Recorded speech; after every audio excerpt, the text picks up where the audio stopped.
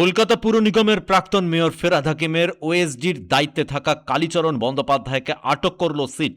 তিনি কলকাতা পুরসভার অন্যতম শীর্ষ আধিকারিক। আজ বিধানসভায় তালা কাণ্ড নিয়ে বলতে গিয়ে মুখ্যমন্ত্রী শুভেন্দু অধিকারী বলেছিলেন, কালীচরণকে ধরলেই সব বিষয় জানা যাবে। মুখ্যমন্ত্রীর এই ঘোষণার পরেই নড়ে চড়ে বসে বিশেষ তদন্তকারী দল সিট। গতকালেই তারাতলার গোডাউনের নকশায় ত্রুটির কথা জানিয়েছিলেন মুখ্যমন্ত্রী শুভেন্দু অধিকারী। আজ তিনি বিধানসভায় ভাষণ দিতে গিয়ে প্রাক্তন মেয়র ফেরহাদ হাকিমকে বলেছিলেন, আপনাদের পুরসভায় কি হতো তা কি আমরা জানি না।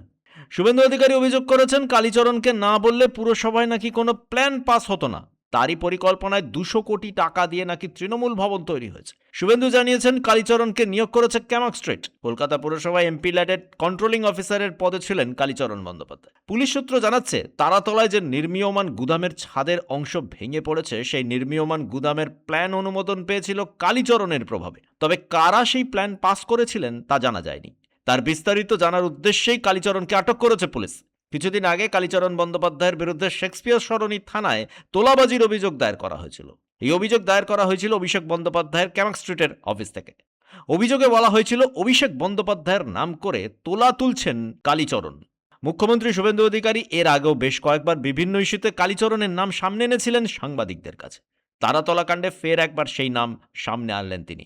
আর তারপরেই আজ কালীচরণকে আটক করে সিট। ব্যুরো রিপোর্ট, পূবের কলম ডিজিটাল।